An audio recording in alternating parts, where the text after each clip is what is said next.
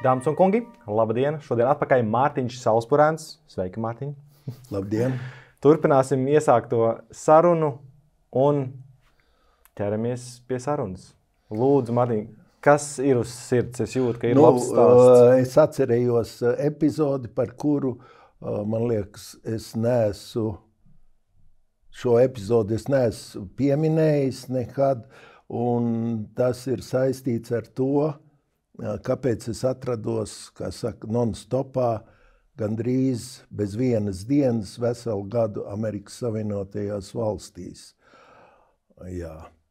Un tagad man jāpadomā būtu par gadu, tas varētu būt 90. gads, kad mums notika apvērsums, tas pučs, kurā gadā? 91. 91. jā. 90. Ne, man liekas, ka 91. Jā, pieņemsim, jā. Es atceros to pašu, tīri fiziski, kā tas notika, bet tādā datumā. Labi, es vēl strādāju Mūzikas akadēmijā, jā, un tas bija manuprāt, 3. brauciens, un es biju, tad vēl nebrauc tik daudz cilvēku, un tātad vienmēr bija kādi pasūtījumi. Lūk, un man uzradās, kuri jau es agrāk pazinu, draugs, sauksim viņu pa draugu, varbūt paziņa, no Kazaņas, kurš gribēja uzsācis bija datoru biznesu, kā es laikam savā grāmatā arī esmu minēju, mans pirmajā braucienā es fórumam Normundam Bergam atvedu datoru, ja? Un tas deva man zinām starta kapitāla atkal iegādāties vecos mikrofonus. Lūk, un šis draugs no Kazaņas man iedod nelielu rokas naudu, un lūdzu, lai es atvedu viņam 40 vai 50 modemu. Tas ir toreiz internets tika savienots caur telefonu, tādas modemu plāksnes, un piedāvāja ļoti, izdevīgu biznesu.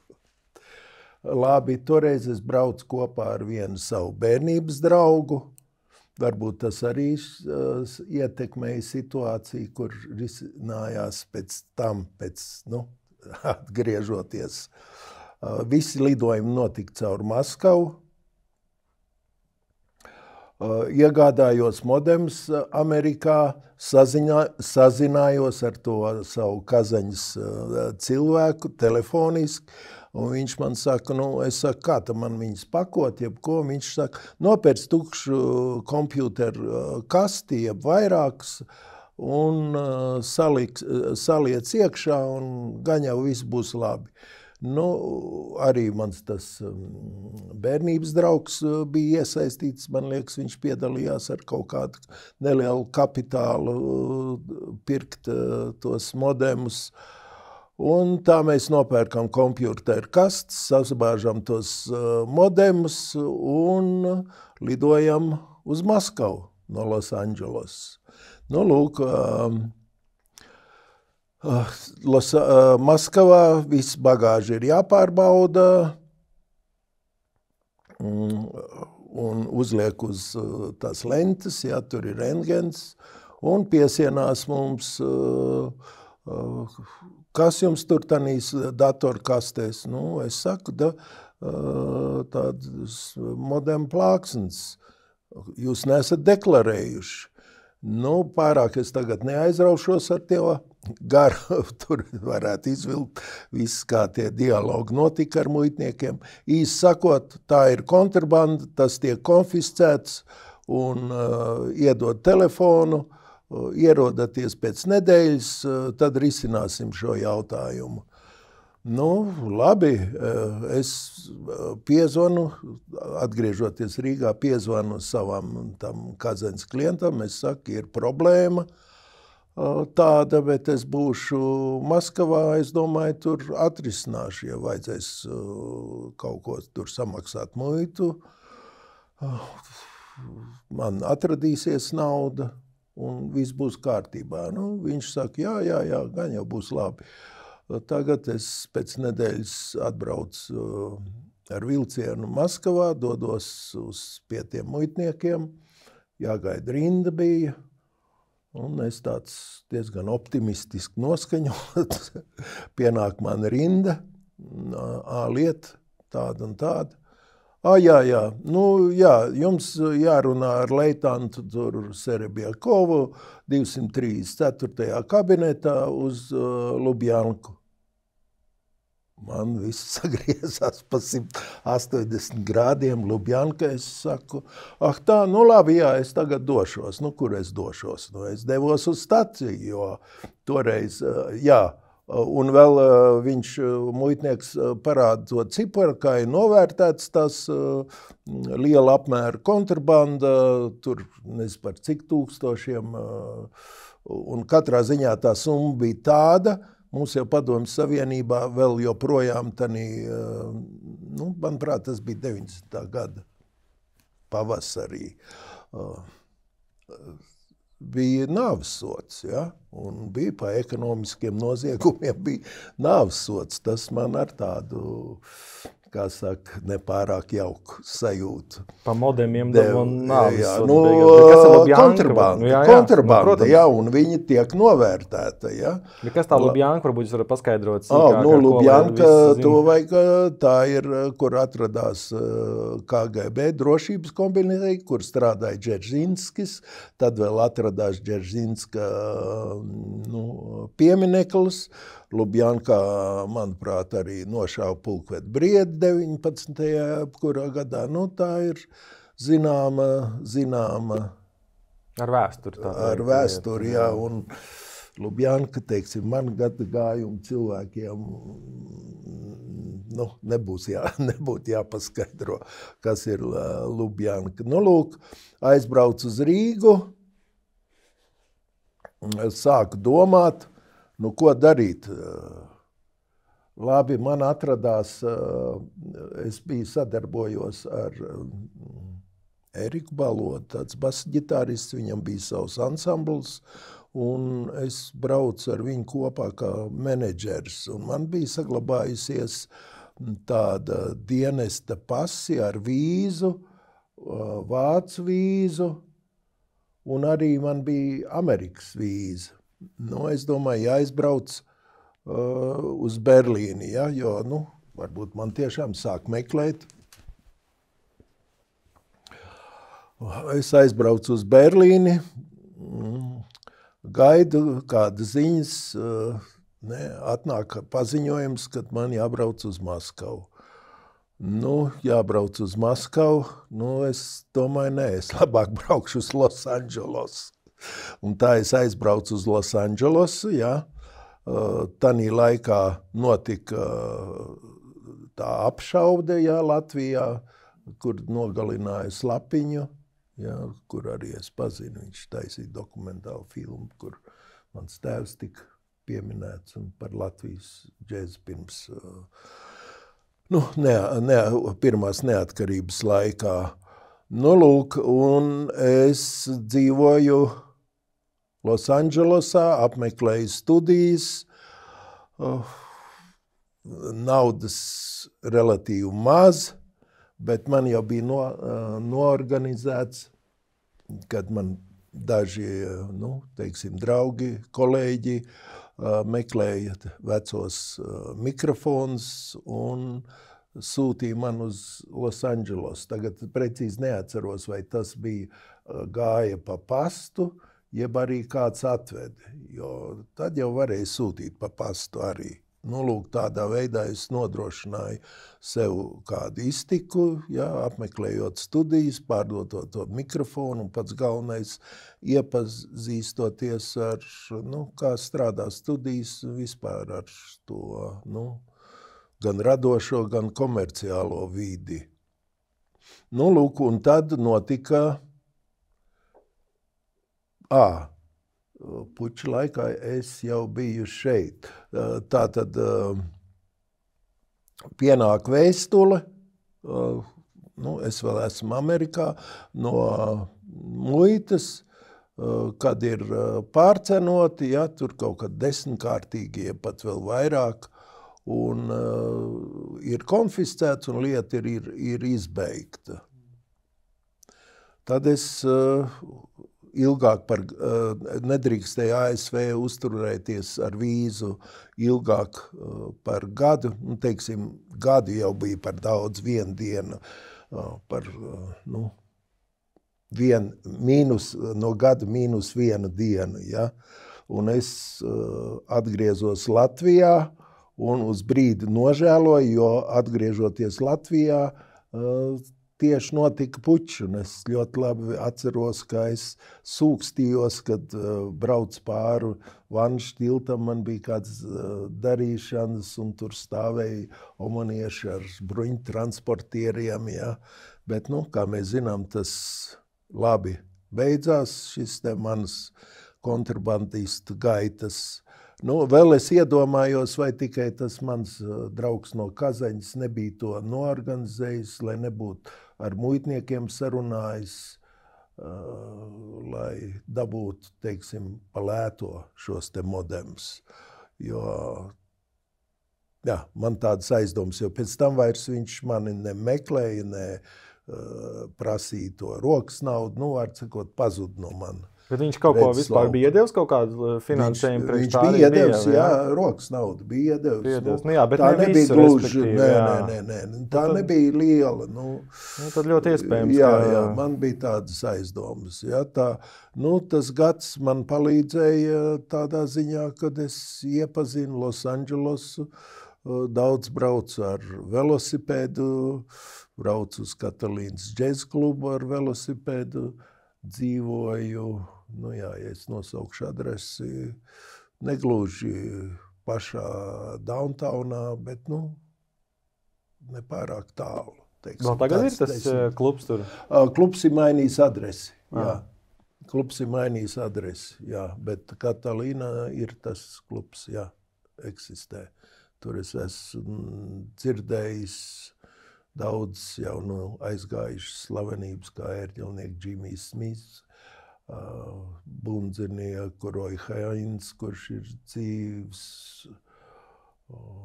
Var tikai sākt saksofonistus, izcilus. Tā bija lieliska vide katrā ziņā, kur visādā ziņā. Tā man palīdzēja arī, saprast, kā tālāk rīkoties. Tajā laikā, varbūt nedaudz vēlāk, es nodibināju savu pirmo firmu, kas bija Martins laboratorijas tādu, bet, tur es iepazinos ar vēl vienu izcilu elektronikas dizaineru, tādu Davidu Manleju, un viņš lūdz man palīdzību sagādāt tur dažādas materiālus par radiolampām, kuras ražotas Krievijā, Padomju Savienībā bija, un apsolīja man, ka pieņems darbā, un es vēl nebiju sācis domāt par savu biznesu, tā sakot. Jā. Tie 90. gadu, pirmie 90. gadi bija tāds, iepazīšanās un ar rietumu pasauli. Ļoti interesanti. Jā. Varbūt pāris vārdus par šo skaisto grāmatiņu. Par šo grāmatu doma man bija jau sen. Grāmata iznāca 2000, kurā gadā? Tas 15. 2015. gadā Blue bija 20 gadi. Blue firmai. Bet tā grāmata kaut kur nopērkama vēl? Vai kā tas ir? Grāmata noteikti ir nopērkama pie Jersikas rekords. Mēs sākām ar Rozes grāmatnīcu. Roze prasīja ekskluzīvas tiesības, ja nekur citur uz zinām laiku nevarēja dabūt. Nezinu, vai pārāk daudz, vairāk kā 100 noteikti tika pārdots.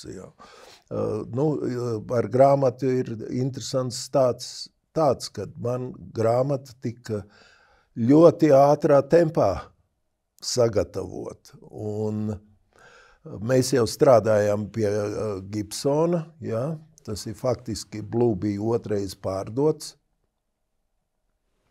Un Gibsons rīkoja, un mēs jau bijām zem Nīt mikrofonu markas, un Gibsons piedalījās Frankfurtē 2015. Lielajā mūzikas mēs izstādē, kurā arī bija jābūt manam partnerim, skiperam Vaisam. Ja? Skipers, tā ir viņa palama, ja? Īstais vārds ir Bernards. Nu, lūk, un viņš bija daudz runājis par to, jābrauc uz Latviju, un kā tad, mēs tik ilgi strādājam kopā, un mikrofoni tika ražot Latvijā. Nu, lūk, bija moments viņam atbraukt uz Latviju, ja? Tad šī lieta noskaidrojās par braucienu kaut kur novembra beigās. Nu, es domāju, varētu izlaist grāmatu uz marta beigām, bet nekāds materiāls nav. Jā, vizuālais materiāls diezgan daudz bija sakrāts. Es tagad, un arī par cik ļoti nozīmīgi lomu te spēlēju Jura Dimitera darbi sākumā, pirmos 5 vai pat vairākus gadus, precīzi neteikšu. Es sakontaktējos ar Juri un prasīju viņam, kā tu domā, es varētu tevi arī iesaistīt. Viņš saka, jā, tā būtu laba ideja, jo viņam bija jau gatava grāmata sagatavot izdošanai pie izdevniecībā Jumau, bet man nezināmu iemeslu dēļ, un arī viņam nezināmu iemeslu dēļ. Viņi joprojām izdodas. Viņi joprojām izdodas, jā. Labi, bet man tā teksts nav. Es domāju, kā mēs varētu to visu dabūt gatavu, jo tekstu man skaidrs, ka es uzrakstīt nevarēšu. Es varētu ierunāt, kā arī bieži notiek. Es nevaru atcerēties tieši no kuras grāmatas. Es ietekmējos, kur arī bija radusies tādā veidā, ka autors bija ierunājis tekstu, un tad tas teksts tika pārvērsts un rediģēts burtzīmēs, ja, rakstiskā veidā. Lūk, bet man vajadzētu, kurš tad varētu uzrakstīt, ja? Man Latvijā neviens tāds neatradās, jo tas bija jādara lielā tempā. Un vēl vispirms, kas tad izdos? Neviena izdevniecība tādā tempā neņēmās, nepiekrīt izdot, kaut arī es biju ar mieru visu to finansēt. Un tad man brīdināja, lai izdot, vajag rezervēt to drukāšanas procesu. Izvēlējos labāko tipogrāfiju, Jelgavas tipogrāfiju, sazinājos ar viņiem, viņi prasa, jā, varam rezervēt, var vēl pagūt, izdot uz marta beigām, bet vajag mums zināt precīzi lapu skaitu. Bet grāmata vēl man nav pat tapusi, jā. Labi, runāja ar Juri, Juris pasaka savu skaitu, mēs vienojamies par bildēm, ja, tā daļa būtu, bet mana daļa cik tad, jāpaskatās, cik tad šeit bija lapas puses, ir lapas puses 107, tātad kaut kur 110 lapas puses, un man ir atvēlētas 36, jā, jo es ļoti gribēju likt akcentu uz to māksliniecisko, jo arī pats nosaukums, es izvēlējos mikrofoni un māksli, jo pats pirmsākums jau bija saistīts ar Jura plakātu, ja? Un man likās, ka ļoti interesanti būtu arī turpināt to tēmu grāmatā. Lūk, izrādās, ka vienīgā iespēja man bija Amerikā vienu latviešu izcelsmes studentu sarunāt, kur bija ar mieru to darba veikt, bet viņi saka, es paklausījos, man liekas, es latviski nevarēšu uzrakstīt, bet es varu angliski. Viņi tad studēja tieši angļu valodu Kolumbus universitātē Ņujorkā. Angliski, es domāju, angliski jau nav slikti, jo tā auditorija angļu valodā būtu lielāka nekā latviešu valodā, bet man būtu jāsameklē tulks. Tad es sameklēju, man bija un ir vēl tagad tāds sens draugs Edvards Lavrinovičs, kurš nodarbojās profesionāli ar tulkošanu. Gan viņš vairāk tulko tehnisko literatūru, bet viņš piekrita. Tad vajag redaktoru.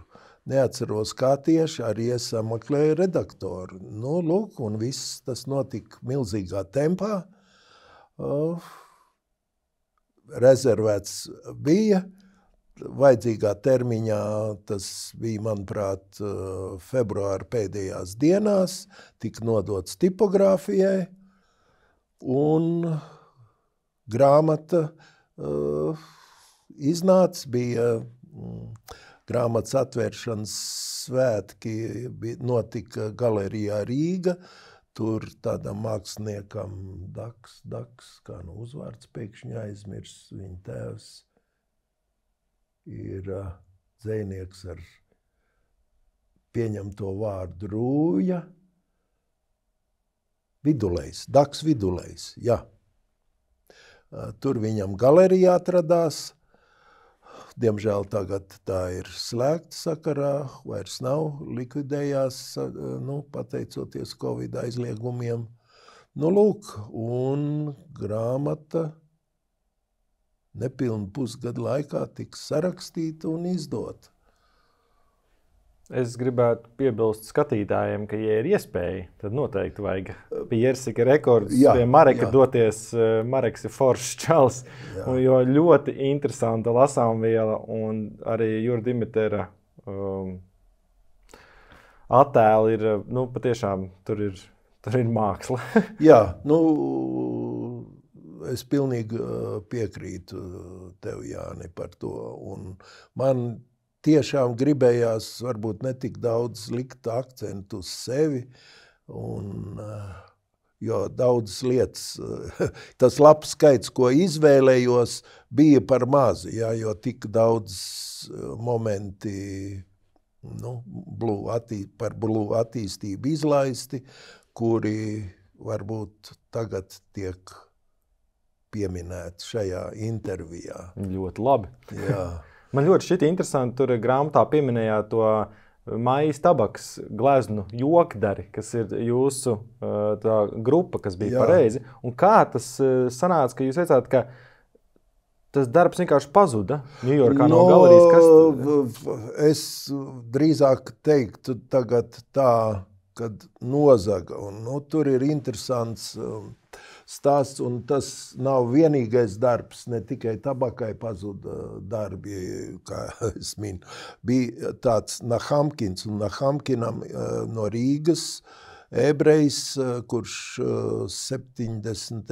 gados emigrēja uz Izraelu, manuprāt, un tad uz Ameriku. Viņam bija galerija, un viņš izmantoja savus, un galerijā galvenokārt bija PSRS, toreizējās PSRS izcelsmes mākslinieku, un kad atvērās robežas, tad viņš, es teiktu, savoda. Paņēma pēdu. Nē, viņš nepaņēma pēdu. Viņam jau bija galerija Ņujorkā. Viņš noorientējās, ka te ir liela izdevība un eksponēja gan Latvijas mākslinieks, gan citus, bet viņš pats nāca no Rīgas. Un, protams, mūsu māksliniekiem nebija ne zināšanas, kā šādas lietas kārtoja. Pirmām kārtām visi šie te darbi netika apdrošināti, jo šodien, ja kādu darbu sūta, viņš tiek apdrošināts pa pilnu vērtību. Nu, un tad situācija bija tāda, kad Nahamkins, es klāt tur nebiju, ir noplātījis rokas un nereti teica, bet pazudis, darbs pazudis, ja.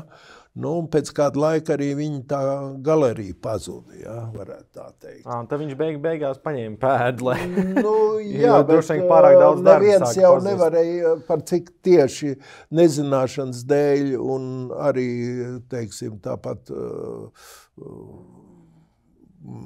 te var attiecināt man nezināšana par, kad es sāku biznesu, ja, kā veidojās arī problēmas ar zariņu. Jā, protams, tas ir cits aspekts, bet arī nezināšana. Māksliniekiem nekāda par mākslu kā biznesu nebija nekāda sajēga, ja.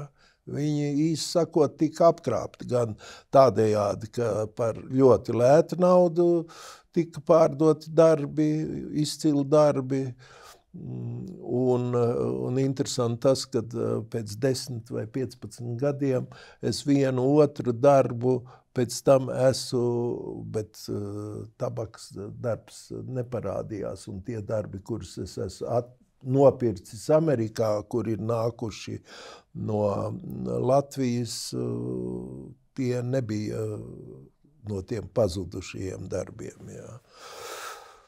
Tā kā, man ir iedota, kā saka, tāda, tā reprodukcija vienam cilvēkam, kurš,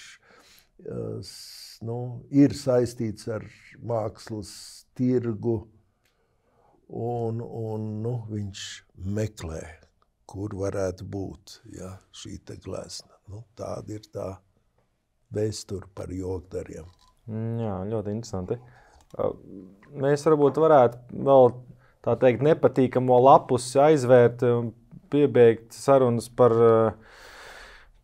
čeku un tādām lietām, jo grāmatā minēt arī, ka tēvs atteica, tā teikt, kaut kādu sadarbību ar šo institūciju un tā rezultātā zaudēja darbu. Kā tas izpaudās? Ļoti vienkārši. Tad tēvs bija, vadīja pirmo orķestru viesnīcā Rīga, tā bija vienīgā intūristu viesnīca, un, protams, kad tur nevarēja cilvēki strādāt, kuri nesadarbojās ar čeku. Pēc tam viņa vietā tāds Augusts Kristapaits izveidoja savu orķestru un tur nostrādāja līdz pat kuram gadam neatcerēšos, bet vēlāk viņš pie tēva strādāja, kad tēvs pēdējā, teiksim, tāda muzicēšana vieta bija Ogras restorānā, Ogrīt, un tad šis Kristapaits stāstīja arī, kā viņš ir piekritis un kā viņam ir bijuši jāraksta ziņojumi par to, ko viņš ir redzējis un uzdots. Galvenokārt jau tas bija par ārzemniekiem. Kā es teicu, tas pilnīgi, un ja man kāds mēģina stāstīt, kad vietās, kur bija ārzemnieki, un tas arī attiecās uz otra vieta, bija jūrnieku klubs, kā tas saucās, Daugavas krastmalā, ja, kur arī spēlēja Latvijas mūziķi. Noteikti tas, ka viņus novēroja, tā ir viena lieta, bet starp viņiem noteikti vajadzēja būt kādam, kurš kaut ko, cik tas bija nopietni vai ne. Es domāju, tas bija ļoti nopietni, ja teiksim, kā saka, savējo. Es varētu teikt, palaimējos, pamatā bija jāsniedz informācija par maniem sakariem ar ārzemniekiem, ja, un domāju, ka sevišķi uzticams es neskaitījos, jo tad, kad bija iespēja saņemt izsaukumu uz Ameriku, tas tika man liegts, un arī nekādas bonus man nepiedāvāja, vai ne. Jo es lasot to grāmatu, man šķiet, ka jūs tā ļoti uz robežas dzīvojat ar visām tām lietām, ko jūs darījāt un mainījāties ar tām platēm un viss, teiksim, tur tie sakari Tas tā diezgan bija pēdējās reizes, pēdējos gadus, ja, kad sāka nākt ļoti daudz arī Latvijas emigranti, ja, jo pirms tam es maksimāli centos izvairīties ar tādiem kontaktiem, lai tikai man būtu, teiksim, amerikāņi un amerikāņi, ne tikai amerikāņi, varēja būt arī no Anglijas un Kanādas, ja, un viņi bija ļoti labi informēti, kad mēs tiekam novēroti un viesnīcās es diezgan pareizs teksts runāju, varbūt, ka tas arī mani kaut kur iegāz tādā ziņā, kad man uzaicināja, kā saka, sadarboties, tad tas bija noteikti bāzēts uz maniem jaukajiem tekstiem viesnīcas numurās, kur es tā teica, nav jau tik traki un visādas tādas pozitīvas pareizās lietas pateikt. Un kā es teicu, pēdējo gadu, kad jau bija pārbūve, ja, man bija viens piemērs fotogrāfs akurāters, ja, viņš aizbrauc uz Zviedriju, ja. Pats viņš pa pastu atsūtīja, publiski bija zināms, kur viņš dzīvo. Ne?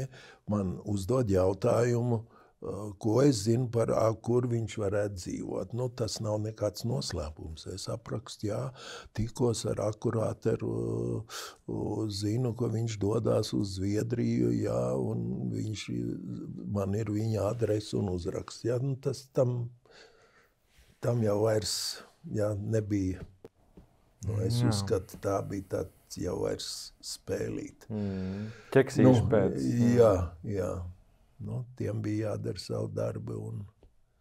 Bet, protams, pirms tam tā lieta bija bīstama. Un es faktiski tagad saprotu, ka varēja liels ziepes sanākt par to 13. simfoniju Šostakoviču. Tas jau bija nopietni. Jā. Tas bija tāpat. Es nevaru tieši burtiski salīdzināt ar kādu tur, kurā gadā, vai ne, teiksim, Latvijas komunistu vēstuli, jā, bet tomēr, vai arī kādu tur disidentu grāmatu, bet, Tas, jā, es domāju, ja Amerikā tie jau varēja pateikt, no kurienes. Tur bija, kā tur bija? Tur bija papēdīt? Tas mans korespondents, ja, kur es grāmatā pieminu un kurš atsaucās uz manu sludinājumu, atbrauc pie manis ciemos un mēs, manuprāt, vai es pat pastu, man neizdevās. Tagad es precīzi katrā ziņā, protams, no Latvijas piestrādājot, varētu atklāt to, bet par cik troksni sacēla Meždunarodnēja kņiga, ja, un tas bija pretī pret tieši to plašu izdevšanas kompāniju Everest, tad viņi ņēmās ar to Everest kompāniju. Un, protams, Everests neuzdeva to avotu. Ja? Avots savukārt bija tā kompānija, kā saka, atkost varētu vienkārši. Ja? Tas, viņš ir bijis, bet viņš bija arī Maskavā. Ja? Varētu domāt, ka no Maskavas. Ja? Tur būtu drusku jāpiestrādā, bet par cik tas troksnis un tā lieta bija Maskavā, tad es domāju, ka piegāja formāli un necentās, vai varbūt tur kādas iekšējas rīvēšanās negribēja dot to lietu Latvijai, vai neredzēja vispār saiti. Es domāju, ka neredzēja to saiti ar Latviju. Ja.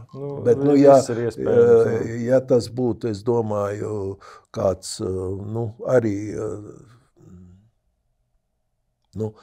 Krievu raķešu plāns, tad savādāk gan. Tad jā, bet es domāju, tur, labi, Šostakovičs, tur tā, kaut kur varbūt zinām pavaršība, varbūt, Es pieņemu, ka ar to nodarbojās atkal cita nodaļa, un viņiem savādāk attieksme bija kā tie, kuriem tiešām bija jāizseko daudz nopietnākas lietas, kas saistītas ar ieročiem un tādām nevis. Bet šāda veida organizācijās jau ļoti bieži ir tas, kā saka, compartmentalized, ka ir tik ļoti katrs dara kaut ko pa vienu atbild, ka labā roka nezinu, ko kreisā dara. Jā. Kā iespējams kaut kāds diskonekts tur arī ir bijis, kas nācis pa labu. Troksnis toreiz bija liels. Es tā varētu teikt, es baigi priecājos, ka tas ir noticis, bet varēja, protams, ne man nošaut neko, bet iespējams no darba atlaist vai kaut kas, visādi vai kaut ietekmēt. kādu, var jau būt kaut kādas tur. Un, protams, varētu būt otrs variants, jā, kad man piespiest, kā saka, īsti strādāt. Tanī KGB, kā grib, vai tev tiesās, vai tā, jā. Un tā jau daudz cilvēki ir, diemžēl, tā ir noticis. Jā, tā kā par Šostakoviču, viņai skatītāji būs viena tā grāmatiņa jāiegādājas, lai visu pilnībā uzzinātu, kas un kā. Bet varbūt atpakaļ pie tiem mikrofoniem, pie tās būtības un viss. Bet arī par grāmatu tomēr saistību, jo es tur lasīju, ka ar Jāni Rūķi un Ivaru Vīgneru izveidoja to AKG C12 kopiju. Tur nebija nekas sarežģīts. Ideja nāca no Ivara Vīgnera, mūzikas akadēmijā bija, tad vēl mūzikas akadēmijā nebija, tad vēl šie mikrofoni atradās kinostudijā. Ja? Un viņiem bija pilns rezerves detaļu komplekts. Ja?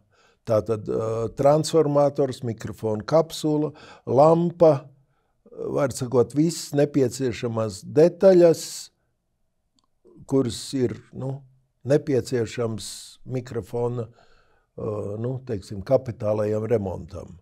Lūk, un Ivaram Vīgneram mums bija kopīgs pazīstams tāds ļoti labs metāla amatnieks, un arī lodēt viņš varēja, Jānis Rūķis, un viņš uzbūvēja pilnīgu, absolūtu kopiju, ņemot kā paraugu to oriģinālo un izmantojot tās rezerves detaļas. Faktiski tas nebija, es teiktu tā, tā bija ļoti ideāla kopija, bet to nevar saistīt, varbūt kaut kur man atstāja manā zemapziņā kādas pēdas nākotnē par mikrofonu būvniecību, un arī es jau sāku restaurējot mikrofons, to jau te var redzēt mūsu pirmajā katalogā, te neviens nav parādīts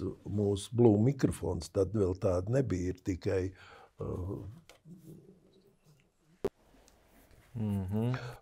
barošanas bloki, turētāji, kastītes, ja.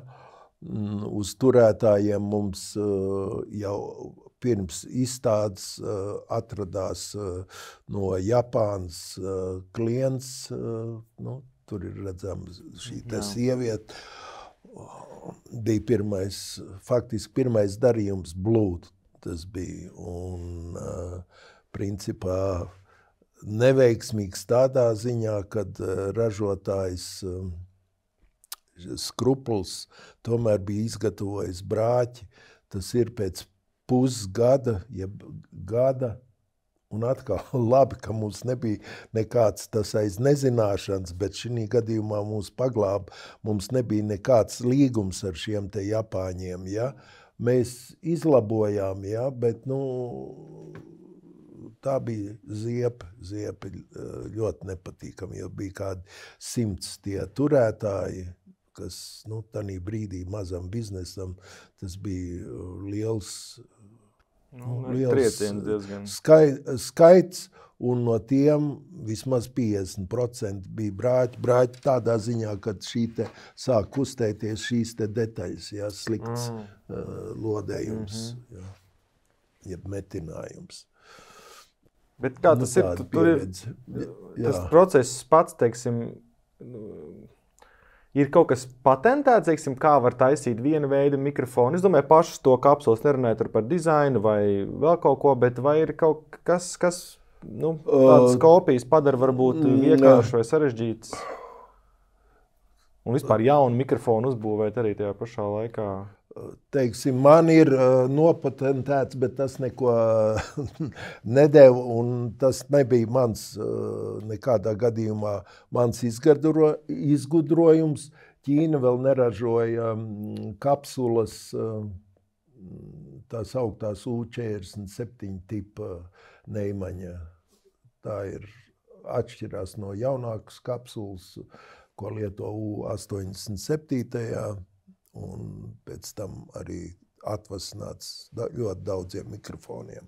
Nu, lūk, un es šo te iedevu rasējumu, kopiju no U47 un nopatentēju to Ķīnā, jo, kad mums sākās šī te tiesvedība ar Skrupulus, man bija jāmeklē cits ražotājs, un par cik mums bija jau apgriezieni lieli, un arī ar Krieviju vairs sadarboties nevarēja, un viņi nebija spējīgi tādos daudzumos saražot kapsulas, tad, diemžēl, bija jādod tas, teiksim, tie dati Ķīnai. Tika nopatentēts, un vēl patents Ķīnā ir interesants tāds, ka tajā laikā, kad es to patentēju, bija obligāti jābūt otram Ķīnas pilsonim. Un kaut arī viņš bija interesēts, lai kopijas netikt ražotas, viņš pats ražoja reāli. Tas nozīmē, ka pēc gada visur šī te kapsula parādījās, un tas vairs nebija nekāds noslēpums. Ja? Ko lai es pastāstu tādu specifisku, unikāls.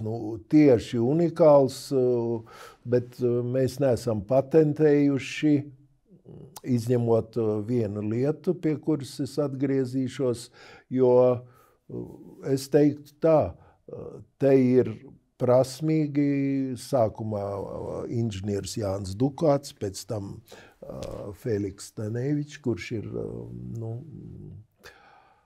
radījis elektroniskās schēmas lielākai daļai Blue un Neat mikrofoniem.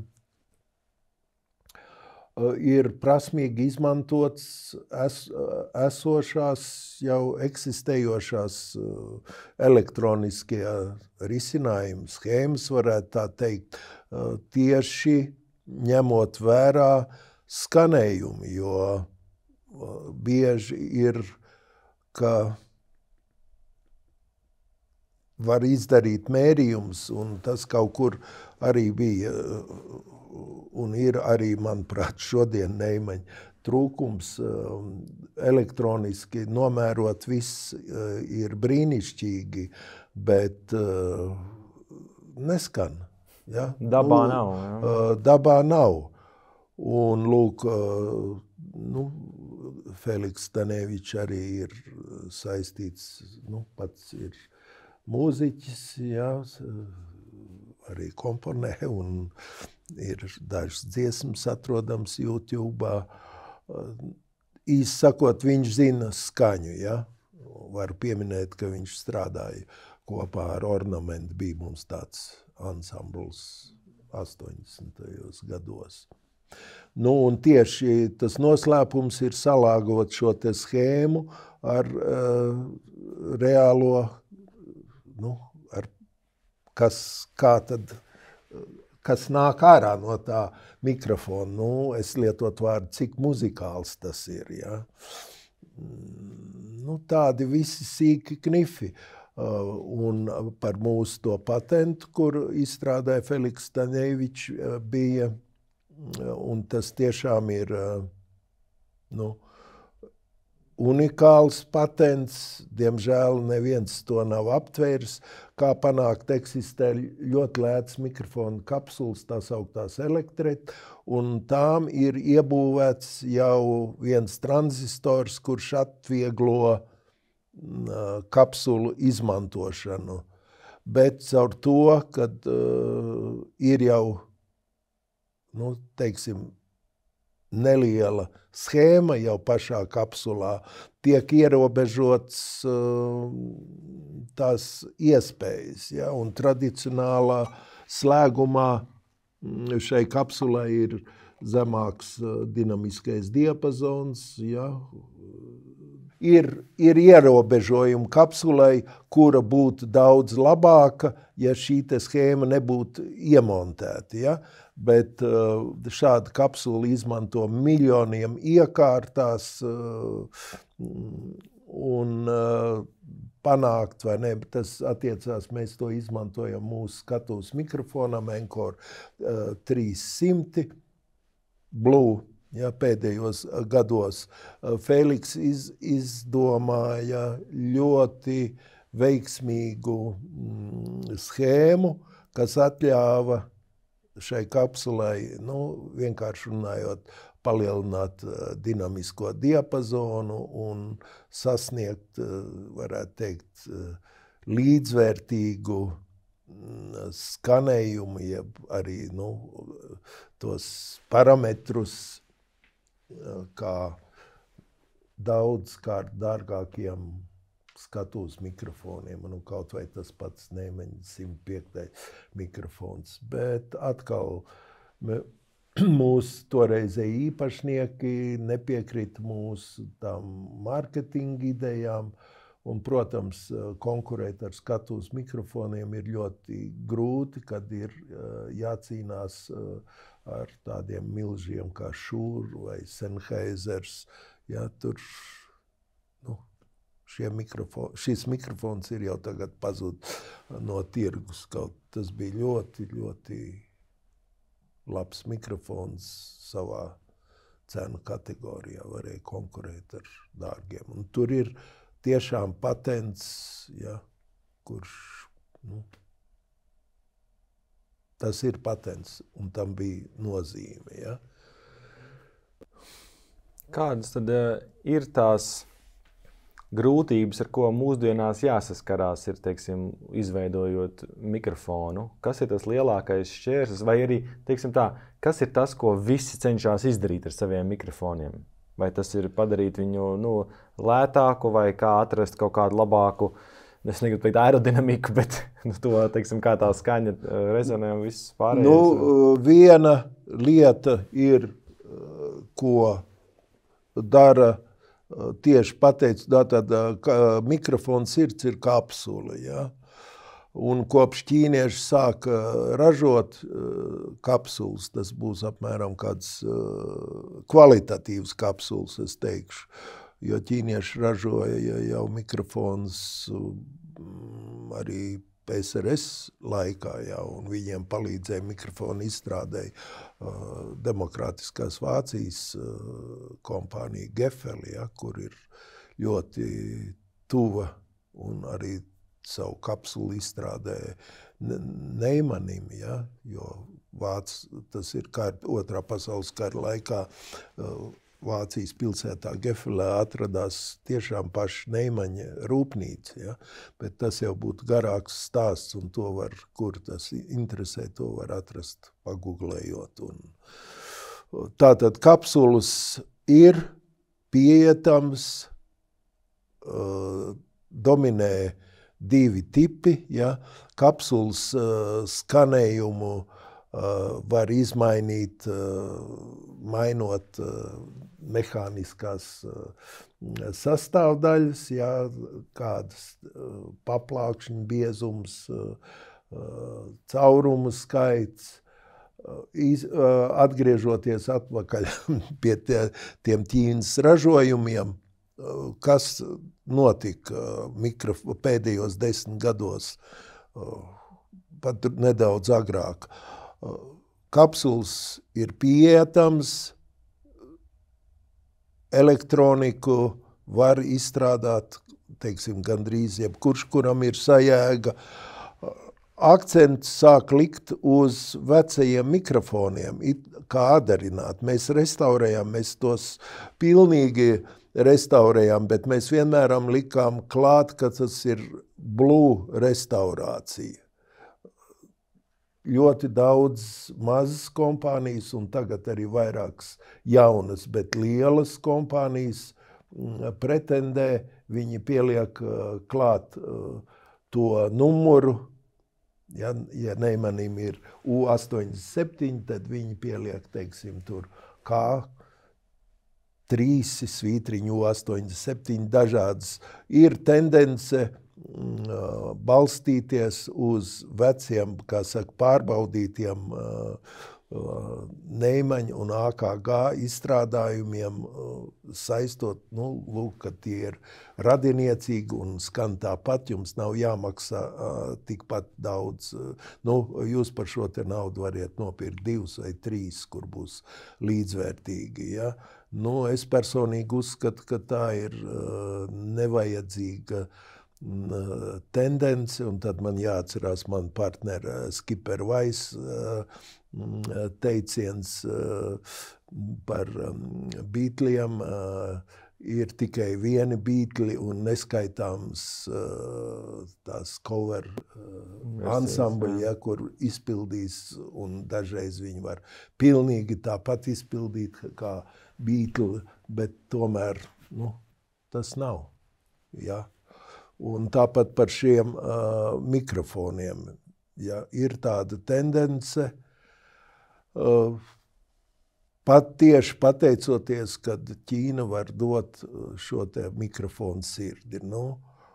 Un arī lielās, vecās kompānijas, Neimans, AKG, viņi ražo jauns izstrādā, bet arī neatsakās no saviem tiem vecajiem produktiem, redzot tādu tendenci, vecajiem produktiem, kuri vairs nav ražošanā. Ja? Piemēram, Neimans U67 tiek no jauna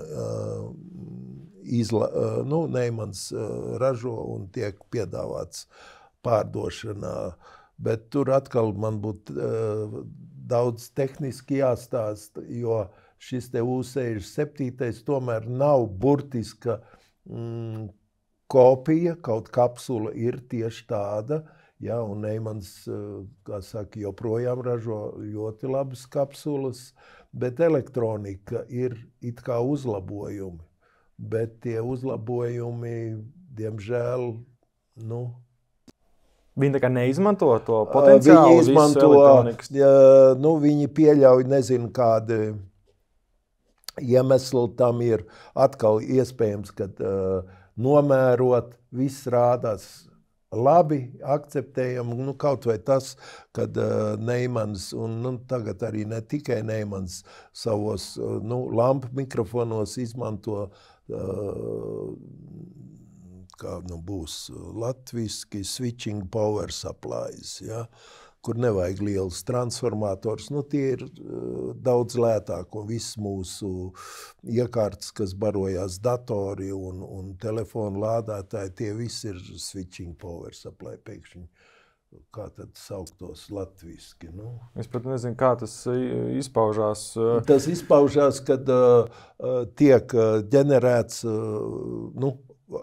šāda lieta ir arī izmantot, piemēram, mūsu NIT mikrofonā, lai dabūtu uz kapsulas lielāku spriegumu nekā dod 48 volti. Izpaužās tādējādi, kad mūsu 60, mūsu gadījumā 50 Hz strāva tiek pacelta frekvence daudz augstāka, ja, un jo lielāka frekvence, jo mazāks transformators ir vajadzīgs, ja, kas ir, tātad transformators tie ir dzelži, un dzelži tā ir, izmaksas, ja, un, bet ko tas nozīmē? Tas nozīmē, kad ir augstfrekvenču lauks tiek izstarots, ja, kā ar viņu cīnīties, lai viņš neietekmētu šo te mūsu signālu vajadzīgo. Tā ir ļoti, liela māksla, ja. Un tāds, es teiktu, vienkāršotāks variants arī ir jāizmanto daudzos ne tikai lampu mikrofonos, bet es saku vienkāršotāks arī šeit, jo mums te ir 48 volti, bet tev ir vajadzīgi 60 un dažos gadījumos arī 120 volti. Un tad tā schēma tiek veidota vai uz divām plātnēm, lai tie, es saukšu traucējumi, kur nāk izstarojumi, nāk no šī te, sprieguma paaugstinātāja, neietekmētu audio daļu. Jā, tā ir. Un, diemžēl, Neimanim šis trūkums piemīt. Atkal, mēs runājam par smalkām lietām. Jā, mikrofons ir labs, labi skan, bet ja noliek tradicionālo veco mikrofonu, teiksim, ar vienādām kapsulām, un skaņa ir savādāk. Sakiet, jūs diezgan daudz miniet to, ka, teiksim, ir kaut kādi mārketinga ierobežojumi un tādas lietas. Kā jūs domājat, cik daudz, ja tā vispār var teikt, inovāciju ierobežo, teiksim, uzstādījumi no mārketinga, teiksim, jūs runājat arī par dizainu, piemēram, kādas, tur saka, ka būs grūtāk pārdot, tāpēc, ka tur iepakojums vai vēl kaut kāds aspekts, teiksim, ir. Jo es arī citās nozarēs to redzu, teiksim, tur datoru jomā, ka var jūs, ka strādā ģeniāli cilvēki, kas to visu taisa, un ka tas potenciāls ir tā kā lielāks, bet mārketings tā kā nedaudz buksē, jo, teiksim, vajag izdarīt tā, lai ir ko pārdot nākamajā, aiznākamajā gadā. Jā. Kā jūs uz to skatāties? Es nezinu, es gribu vienu piemēru nosaukt. Un es domāju, ka tas ir radiniecisks šai te tēmai, kad sākās video ieraksti. Ja? Bija 3 sistēmas.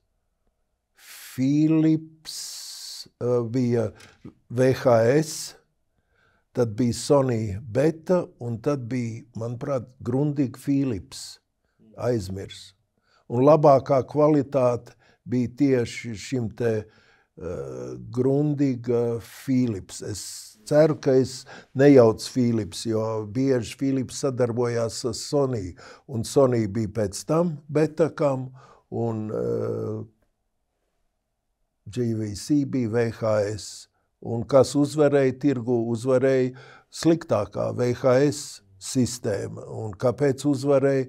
Tāpēc, ka viņi prasmīgi, savlaicīgi iedomājās dot materiālu tam. Un viņi nopirka ļoti daudz tiesības uz filmām, ko neizdarīja. Es nevaru pateikt, labākā sistēma bija šī te Grundiga, kas notika tur, kāpēc tā neaizgāja, jo Sony Betacams aizgāja profesionāļos, ja? Pirms parāda, ilgu laiku Betacam, arī uz kasetēm, faktiski tas bija, pirms to nevarētu saukt par digitālo ierakstu, tie bija analogi ieraksti. Ja. Tātad te jau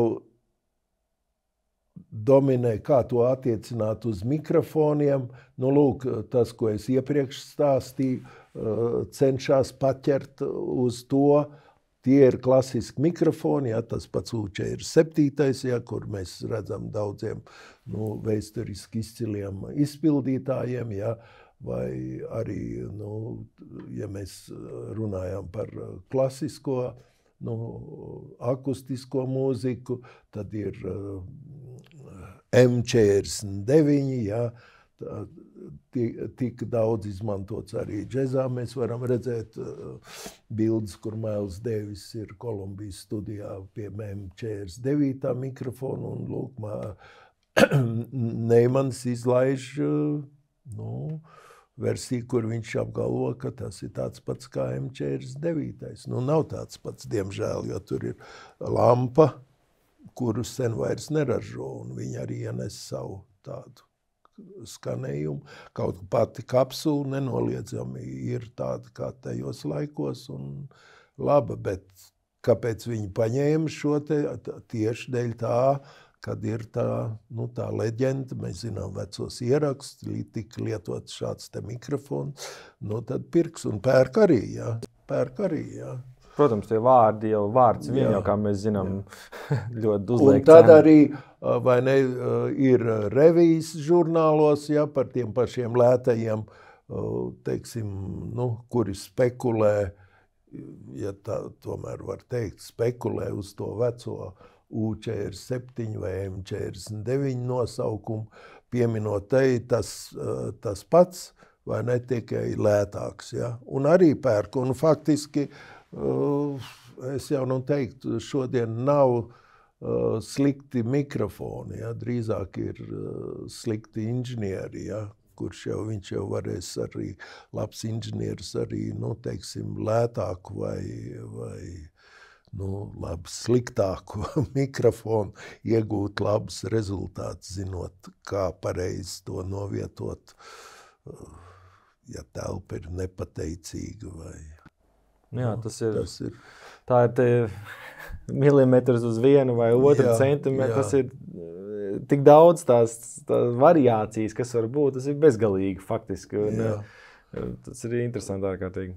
Lūk, un mēs zinām, kad šodien mēs pat ar telefonu varam ierakstīt. Es neteiktu, ka tas ieraksts varētu izlaist kā disku, bet es pieņemu, kad, ja būs labā telpā un nebūs neviens tur iedomājies, kad šis koncerts ir jāieraksta, kad tas koncerta ieraksts varētu būt, ja ir pareizi novietots telefons, varētu būt lietojams. Es domāju, ka noteikti lietojams, īpaši ņemot vērā, ja tas tiek kompresēts, laists, teiksim, kā MP3, tad es domāju, ka tur var arī nepateikt starpību. Jā. Tā tehnoloģija ir gājusi tik milzīgiem soļiem, pateicoties uz masveida ražošanu. Protams, blakus moments ir tāds, kad viss ir uz detaļu miniaturizāciju un daudzos, teiksim, tenī, ko mēs saucam par high-end audio vai ir nepieciešams vienkārši, es teiktu, lielākas detaļas, ja? Jo tās lielākās detaļas fiziskās dod labākus parametrus. Ja? Ir, piemēram, par tiem pašiem kondensatoriem, ir tāda īpašība dielektriskā absorpcija. Izklausās pēc slimības. Jā, tas nozīmē, es pārspīlēšu to efektu, bet tāds ir, ja mēs dodam kādu skaņu, ja skaņa ir beigusies, bet tanī kondensatorā viņa ir palikusi. Ja, nākošā skaņa, ja, un tas viss sajaucās, un tas ir atkarīgs no izmantotā materiāla. Un šāds te materiāls, kurš bija par saprātīgu cenu, nebija dārgs, ir vēl dārgāk materiāli, ja, bija polistirēns, ja kāds būtu vēl tam nosaukums. Un arī šim te materiālam, lai dabūtu vajadzīgo lielumu, tie gabarīti būs lielāki. Tā vietā tagad lieto jau sen keramiskos, kur ir ļoti mazi, ja, un pat keramisko kondensatoru ražotāji, viņiem ir jāuzrāda tie parametri. Un mēs varam redzēt katalogos, un bieži šie te rādītāji netiek ņemt vērā arī no lielām kompānijām, kur strādā, kur ražo tehniku, ieskaitot mikrofons, kad lūk tas pats mazākais un ja arī lētāks viņš būtu mazākais, ir ar lielākiem kropļojumiem, un mēs te runājam par milimetru starpību, ja? Nekā šis te milimetru, tad, teiksim, šodien mēs, kad izstrādājam jauns mikrofons, šajā gadījumā Nīta marku, tad mums jāuzmanās, lai ražotājs neiedomājas no savas galvas samazināt savus izmaksas un ielikt mazāk izmēru to te kondensātoru, jā, un tādējādi, sabojājot skaņu. Protams, jā. Jums ir interesanti materiāli, skatos, ar kuriem jūs noteikti vēlaties padalīties. Jā, tā būtu nedaudz vēsture. Liekas, kad es parādīju par pirmo, jā, mūsu pirmo 95. gadā, kur vēl nav mūsu mikrofoni. Tad jau nākošajā gadā, bet nākošajā gadā, tā, es ko nejaucu, apskatīsimies, jā. Nākošajā gadā, kāda tad mums ir? Tas ir tomēr vairāku gadu. Es nevarēšu parādīt, un iespējams, ka mēs aiz nabadzības vēl gājām, kaut mums bija jau pudeles mikrofons, vēl gājām ar šo pašu, un bija atsevišķi ielikts iekšā atsevišķi lapiņi, kur nav par mūsu pašu Blue mikrofonu. Ja? Pēc tam, kad mēs izstrādājām, jau tas būtu pēc gadiem 3, jau jaunu sēriju, tad parādījās, kur mēs arī ļoti intensīvi izmantojam Dimitera gleznas. Viņš bija tas, kas ievietoja mikrofonus savos darbos. Kaut vai mēs paskatāmies uz šo te, ja? Un tādā plašākā, teiksim, šis bija diezgan dārgs, pat šo te katalogu izgatavot, tur bija diezgan liels izmaksas. Jā, es redzu, labi materiāls, mucāciņš un viss. Tad mēs, kā saka, ļoti lielā vairumā sadrukājam, un noteikti man vismaz ir 100 vai pat iespējams vairāk šādu te, kur ir mūsu mikrofoni redzami ar Dimitra darbiem. Jā, kopā iemontēti. Jā. Un tad noslēgumā pēdējais mūsu Blue noslēgums, es runāju, kad Blue vēl netika pārdots, jau vairs neizmantoja šos te Dimitra darbus, bet te pilnībā iesaistījās mūsu mākslinieks Ken Nails. Un šis ir viņa koncepts. Kaut es redzu dažas atsaucas arī uz Dimitra darbiem, ja, kad šis te fragmentiņš. Jā, tas ir no Dimitra darbiem. Es tur redzēju arī, jā, mēs neesam pieskārušies nemaz šiem jaukumiem. Mums te stāv visu laiku cilvēki nepacietībā gaida, ka mēs pieskarsimies. Un es te tieši ieraudzīju arī šo te, varbūt pāris vārdi par šo sēriju. Jā, tā ir, kā lai saka, lodes, bumbas, bumba, jā, bumbu sērija, jā. Un interesanti ir pirmsākumi. Mans partners ļoti aizraujās ar veco dizainu, un ne tikai veco dizainu. Šajā sakarībā es vēlējos, tur bija, kā piemēra parādīt, viņš vienu brīdi restaurēja vecos 30. gadu radioaparātus, ja, un tur ir interesanti, man ir līdz grāmatu, to varbūt, jā, mēs pašķirstīsim kādā brīdī. Un varēs apskatīt. Lūk, un viņam vienmēr ir tādas ļoti interesantas, bet nereti man nepieņemams idejas, kā jau es stāstīju ar to pašu Blue nosaukumu saīsinājumu, kā Baltika Latvija, kas tas ir.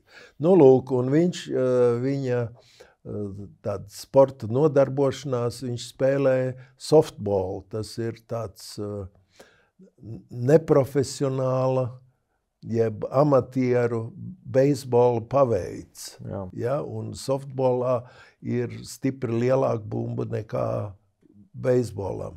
Lūk, viņš saka, vajadzētu taču nevarētu uztaisīt mikrofonu tieši kā softbola formā. Es saku, nē.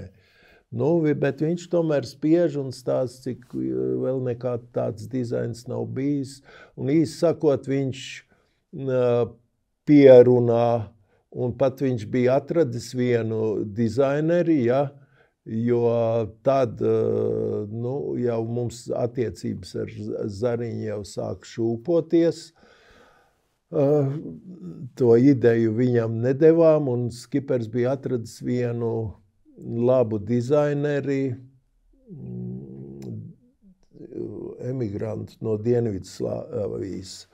Un lūk, šis dizaineris izstrādāja mūsu pirmo tīri no dizaina viedokļa, nerēķinoties ar akustiku, kur es protestēju, bet skipers saka, nē, pamēģināsim, jātais gatavs.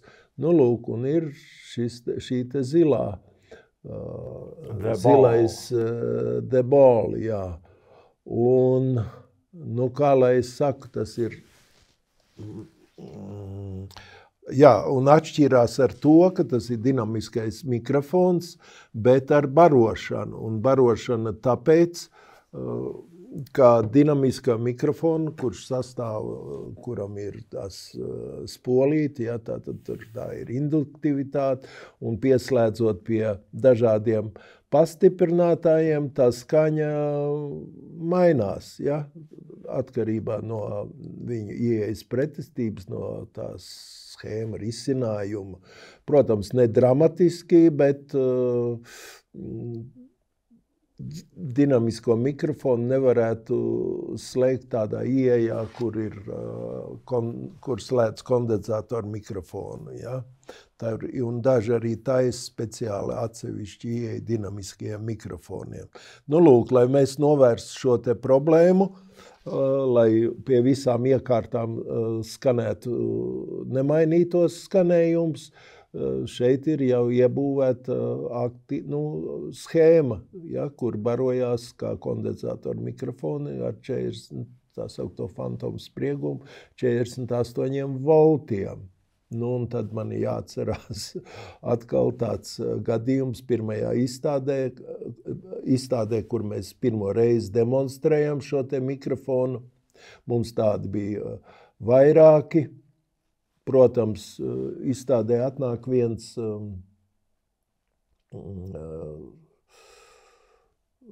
neatceros, viens mikrofonu no mikrofonu priekšpastiprinātāju firmas, viņam jauns pastiprinātājs ir, bet viņš sīkāk detaļās nestāst, kas tur ir par, un mēs arī esam aizņemti, mūs tas sevišķi neinteresē, vai nevar dabūt vienu dinamisko mikrofonu. Var dabūt mūsu šo te jauno, un mēs tādā ziņā esam priecīgi, jau citā stendā to varēs redzēt. Bet viņam tas galīgi nederēja, jo viņš rādīja savu pastiprinātāju, kuram bija slēdzis, kurš izmaina katram dinamiskajam, pie dažādiem dinamiskiem mikrofoniem, viņam bija iekārtots, kad skaņa nemainās dēļ tā parametra, bet mums jau bija iebūvēta šī te lieta, un viņš, tas bija tikai pirmā dienā pa laimi, demonstrē un nevar nodemonstrēt to efektu, jo mums ir sagatavots tā, lai nebūtu nekādas izmaiņas. Ja esat jau soli priekšā jau pasākumā. Jā. Nu, lūk, un tomēr man ļoti nepatika, un, protams, mūsu inženieriem Feliksam Stanevičam vēl vairāk šīs šaurās spraugas un daudzās virsmas, kur veidojas atstarojami, ja, katrā ziņā to, ko mēs saucam par frekvenču raksturlīkni, tā ir tik zaraina, ja, bet tīri reāli skanēt, viņš tas skan un ir izmantojums, un man par lielu prieku kādā no izstādēm pienāca viens ierakstu inženieris un saka, zini, es neticēju, bet man labākais mikrofons trombonam ir šis te zilās lodes. Pēc tam mēs sākam veidot vēl divus mikrofons,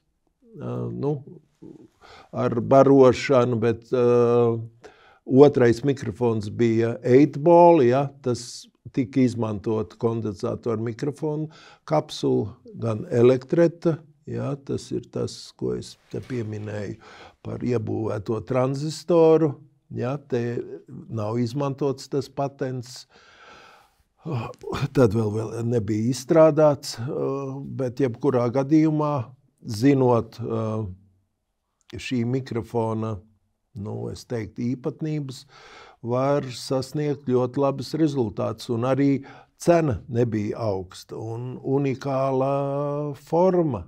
Cik to laikam bija cena?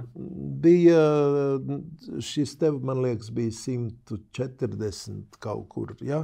Priekš tiem laikiem tā bija laba cena, ņemot vērā, ka tas ir Blue produkts, ja? Un es teiktu, izcils dizains. Mums pārdevās viņi labi. Tad, kad pārdevām kompāniju, tad īpašnieki uzskatīja, viņi teikt, tā nav ko ākstīties. Ja? Un, tā bija. Un vēl pēc tam pēdējais no šīs te sērijas ar sarkanā krāsā bija kickballs, kas bija domāts lielajai bungai, un es zinu, ka joprojām šis mikrofons tiek lietots un arī ir palicis par tādu, kā saka, kolektors item. Un jānobeidz ar mūsu snowballu, kurš jau ir, es nezinu, cik miljonos pārdots. Ja. Bet tas jau ir USB mikrofons. Tas ir USB, pirmais, es teiktu, nopietnais USB mikrofons, arī pilnībā izstrādāts Rīgā. Tur mēs palīgā paņēmām Latvijas Universitātes skaitļošanas institūts, tur ir laboratorija, kur ar šādu veidu projektiem nodarbojās. Te ir viņa ieguldījums, un, teiksim, man personīgi vislielākais gandarījums bija par šo te mikrofonu, kad kādā lidojumā lidojumā nereti veidojās sarunas ar blakus sēdētāju, un man sēdēja viens mūzikas skolotājs, un mēs tā pļāpājām.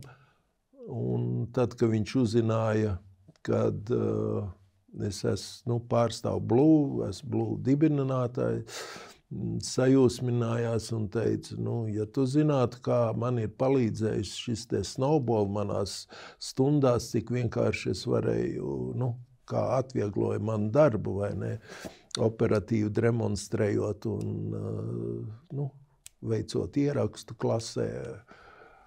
Un tas man bija tiešām gandarījums, kad, kā saka, mikrofons izgājis ir tautās. Protams, jau ir, joprojām ir šis mikrofons tiek ražots, pārdots, tātad es saku, jau skaits ir miljonos. Ir pat tā, kad tā kompānija, kas piedāvāja schēmu, mikroschēmu, nobankrotēja pēc 2 vai 3 gadiem. Tika izmantot cita schēma, bet pats mikrofons dzīvo. Kas tad ir ties slēdzes aizmurē? Ko to kontrolē tās 3 unikāls ar to, ka šeit ir 2 kapsulas. Ir kardoīdi, tas būtu virziendarbība, ja, kas tikai ņem skaņas ir paredzēts ņemt no, teiktu, priekšas, ja, frontāli. Un ejot sāniski vai aizmugurs ir stiprs vājinājums. Tā ir viena kapsula, ja, pirmā pozīcija. Tad šai kapsulai ir tāda iespēja, atkal tas ir tas trūkums, kur novērs ar to patentu. Ja mums ir liels skaļrums, lai nerastos kropļojumu, šeit mums ir slēdzīts, skaņa ir Pat cik viņš samazina? Viņš samazina ar 6 decibeļiem. Tas ir 2 reiz jauda. Ja? Tā kā 6 decibeļi tas ir diezgan nozīmīgi. Ja? Un tad ir trešais, par ko arī, teiksim, mūzikas skolotājs bija ļoti, arī šos slēdžus pieminēja, ļoti efektīvs ir tā sauktais aplis, ja, omni. Ja. Tas ņem vienādi visas skaņas telpā. Ja. Tad, ja mēs šeit būtu nolikuši šo te mikrofonu starp mums, ja, droši vien viņš būtu jānoliek šādi. Ja. Mūsu balss, ja, mēs tiktu ierakstīti vienādi.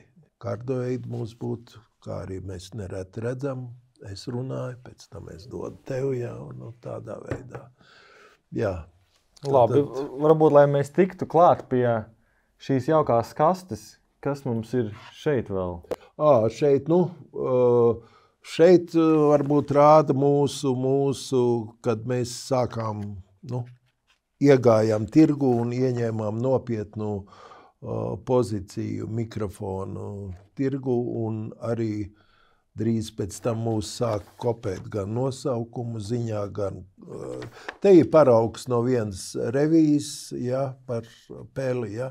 Sākumā mēs gribējām pat pielikt klāt Mickey Mouse. Jā, es atceros, grāmatā bija rakstīts par Disneja studiju. Bet tas, kā saka, negāja krastā. Tad mums bija interesanti ieraudzīt grāmatnīcās, tehniskās, ka mūsu mikrofons ir izmantots. Uz pašu vāka. Jā, uz pašu vāka. Šeit Dragonflies, Dragonfly izmanto nereti vai nekā, saka, virs bungu komplekta, tā sauktie overheads. Jā, tad te ir atbilstoši. Šeit te ir vienkārši cilvēkam, rakstot par rock muziku, nes kāpēc ir iepaticies mūsu mauz mikrofons. Ļoti labi. Jā. Ļoti labi. Tā. Tad tā. Jā. Tas ir... Tātad tas ir mūsu pirmais mikrofons. Paņemšu šos te nolikšu, lai mēs varam... izņemt ārā. Tā, tas ir tā sadaļa. Un tā sadaļa. Un te ir šī te mikrofona radīšana saistās ar mūsu restaurācijas darbu. Tātad 1995. gadā pirmajā izstādē, droši vien, kad mēs to varam redzēt kādā no izstādes fotogrāfijām, ja, kuras ir pie tevis, mēs demonstrējām restaurētu Leipcigā ražotu, tad Demokrātiskā Vācija jau bija tur RFT, tas bija rūpnīcas saīsināts nosaukums, modelis CM7151. Tāds 2 lampu mikrofons.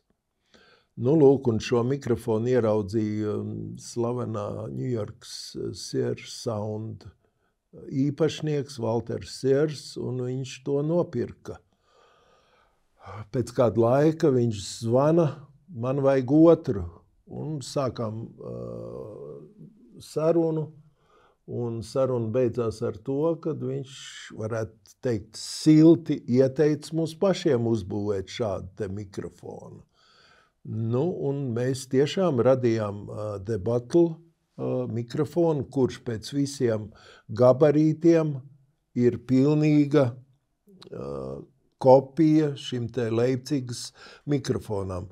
Protams, tas arī atgādina agrāko Neimaņa mikrofonu, bet tas gluži nav tā.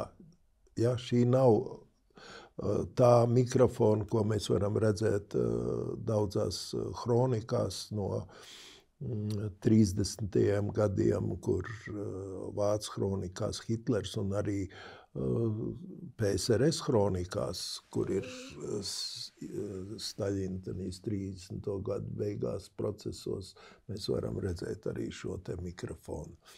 Bet šis, nevis šo te, bet to Neimaņa Battle. Šis ir kopija tātad RFT CM 7151, bet, protams, pilnīgi cita elektronika, kur izstrādāja Jānis Dukāts un pēc tam papildināja Fēliks Stanevičs. Un šis bija ļoti labs mums, ja varētu teikt, solis, jo mēs iegājām kā ar savu mikrofonu ar visdārgāko modeli. Ja, viņa cena ir ap 5000 atkarībā no galvu komplektācijas. Es tāpēc domāju, kāpēc man tāda bija pret viņu. Tā kaste jau, protams, pat pa sev tāda jau Šī ir jaunāka kaste. Es gribētu teikt, ka mūsu pirmās kastes, kuras man, diemžēl, šeit nav, ir nedaudz savādāks. Arī šis te jaukais barošanas buks, es atlikšu atpakaļ, bija tāds, te jau mums ir, mēs esam ar dizainu, kā saka, jau pievērsuši uzmanību. Pirmie bloki nāca mums, kā bija šajā te katalogā. Nu, te varēja redzēt, manuprāt, jā, šāda tipa. Vēlāk, kad mums veidojās, pieprasījums un gribējās, lai atšķirtos, ja, jo tie sākuma, un tas izdevās, jā. Atkal te ir tas skumjais stāsts, kad pārdodot kompāniju, ja, jau tad, kad mēs vairs nestrādājam, daudz šie te mikrofoni tika uzskatīti par peļņu nenesošiem un tika izņemt ārā no apgrozības. Gan viss slodzes, izņemot snowball, pudele gan ir palikusi, jā, bet jā, tāds mums bija lampa mikrofons Kaktus, varētu stāstīt daudz un plaši. Tad šim droši vien tā vērtība tagad ir augusi drīzāk? Nē, joprojām var dabūt, bet man jāatzīst, ka kvalitāte tieši dēļ kapsulām, jo patreiz Blue ir ļoti slikta tehniskā kontrole un kvalitāte nav. Ja kāds šeit Rīgā ir nopircis, tad iesaku doties pie Fēliksa Staneviča un viņš varētu, kā saka, šo te mikrofonu uzlabot, atgriezt tādā līmenī. Un tad šis ir būtu jābūt. Pirmsākums, un šis ir tad un šis ir tagad.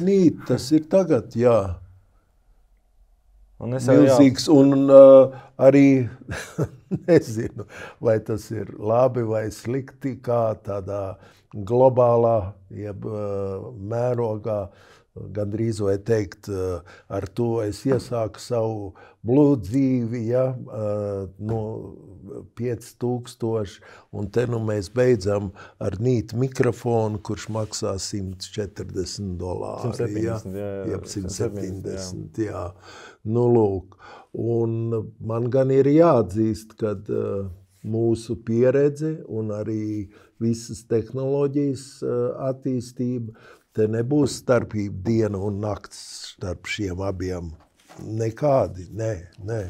Un tas tikai apliecina tomēr to, ka nevienmēr, tagad es runāšu par mikrofoniem, nevienmēr tas dārgais mikrofons nozīmēs to, ka tas būs 5 reizes labāks par 5 reizes lētāku mikrofonu.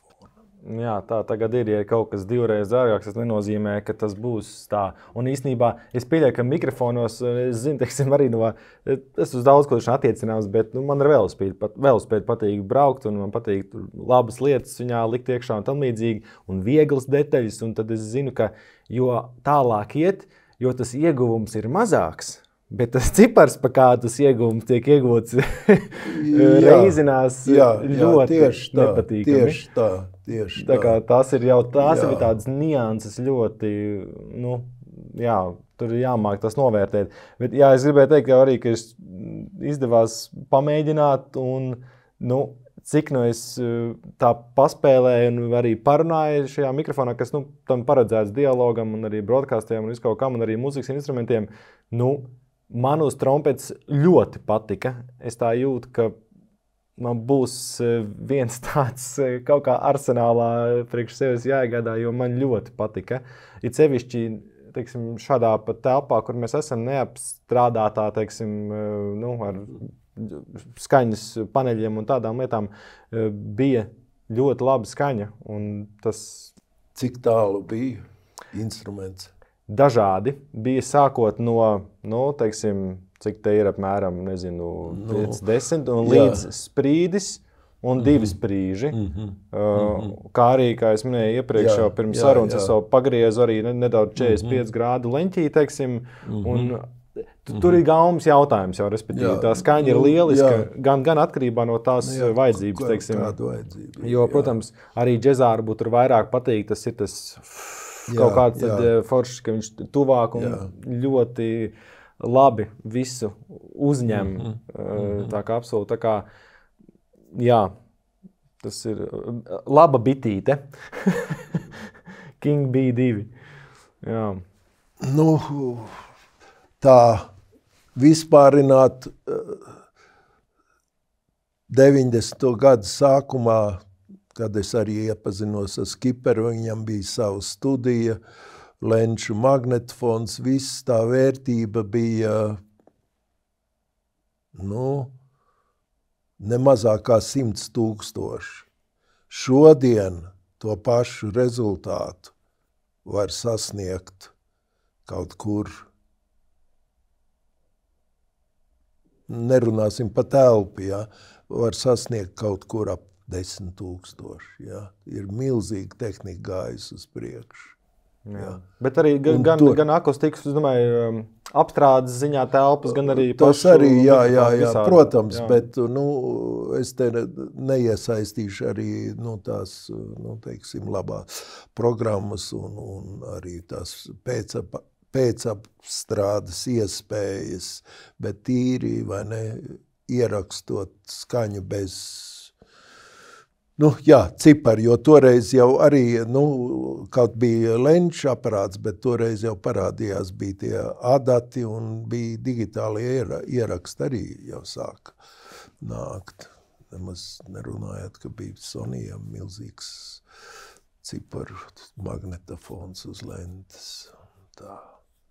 Tā ir interesanta tēma, bet un tas nav sakiet, kā vai šis mikrofons arī atradīs savu ceļu uz Rīgas skaņu ierakstu studiju?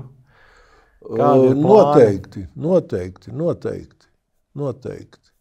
Tas būtu.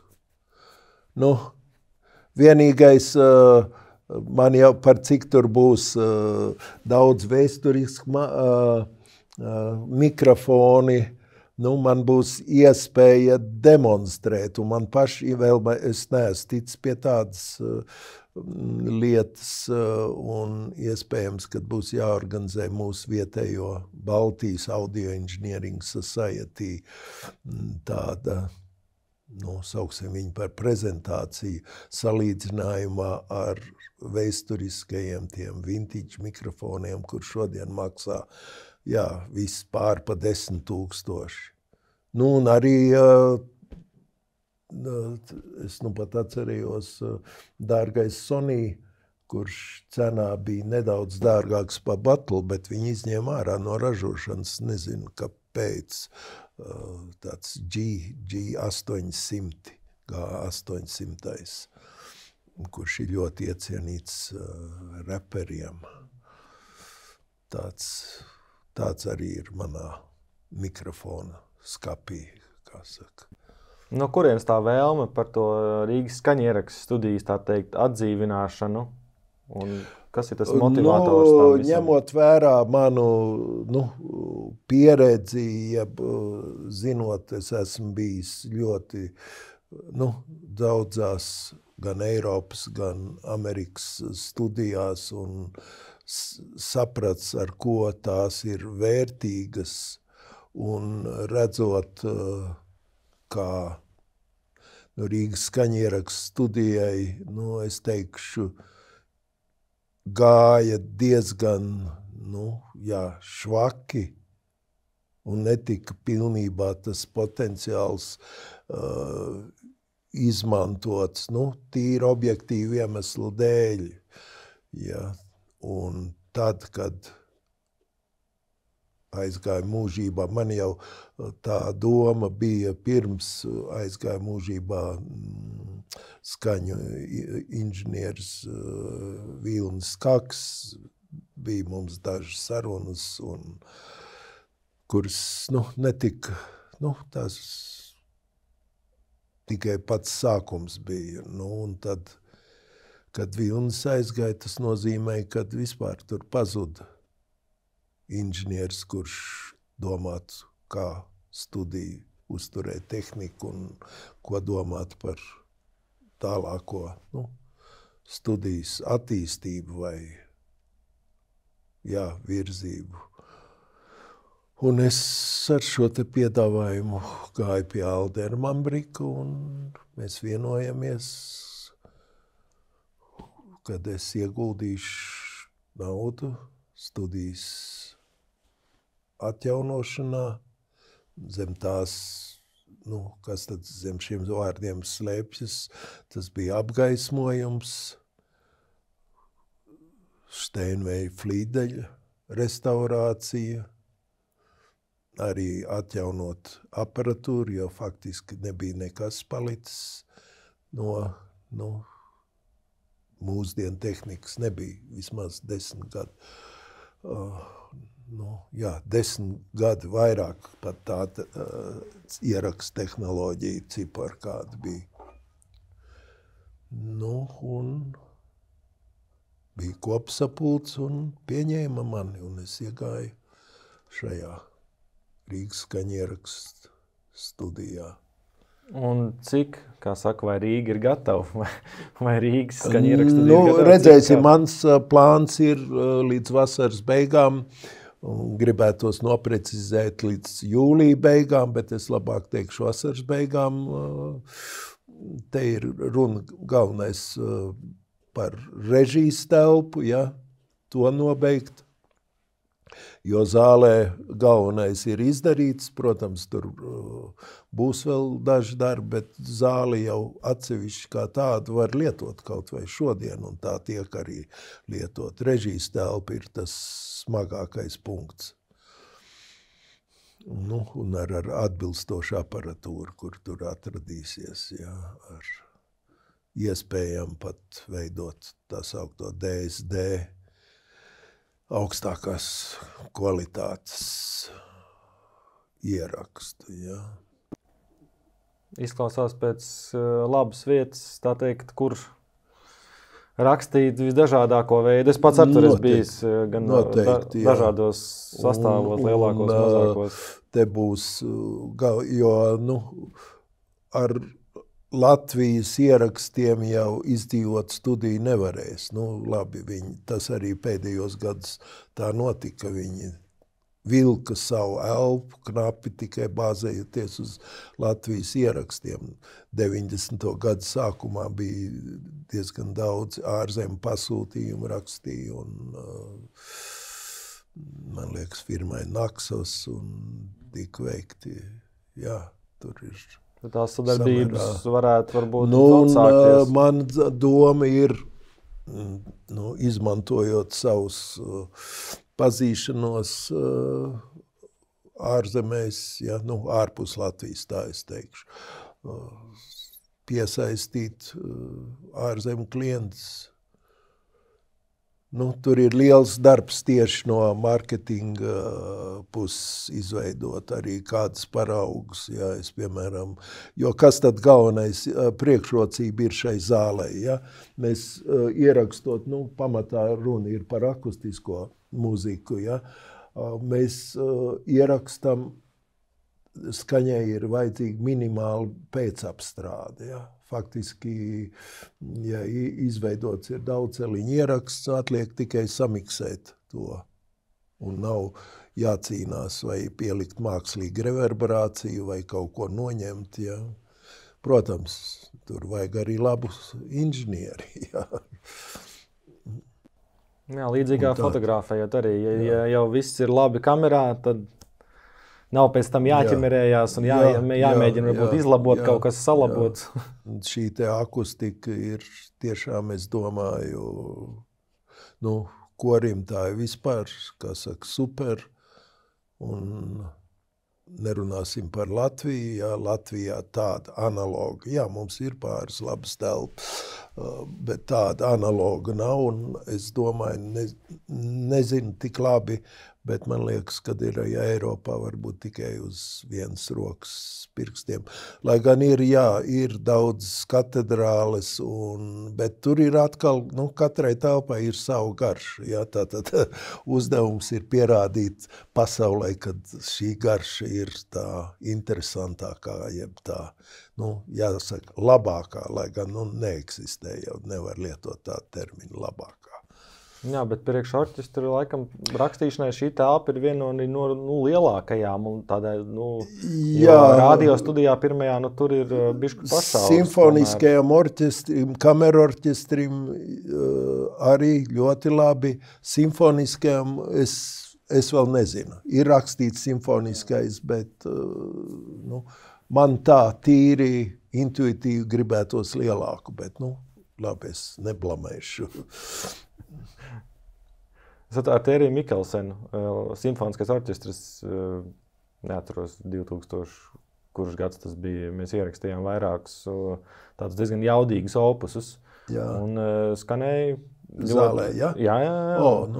Skanēja ļoti labi. Jā. Tas ir, tā teikt, ne ar inženieru ausīm es klausos, teiksim. Jebkurā gadījumā noteikti man būs jāizmanto šiem mārketingam, šie te, esošie ieraksti, un tur ir darbs, ja.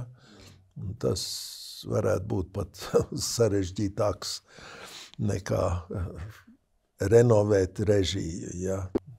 Tur ir skaidrs, vajag to un to, bet tur mārketingā jāspēlē cilvēku jūtām.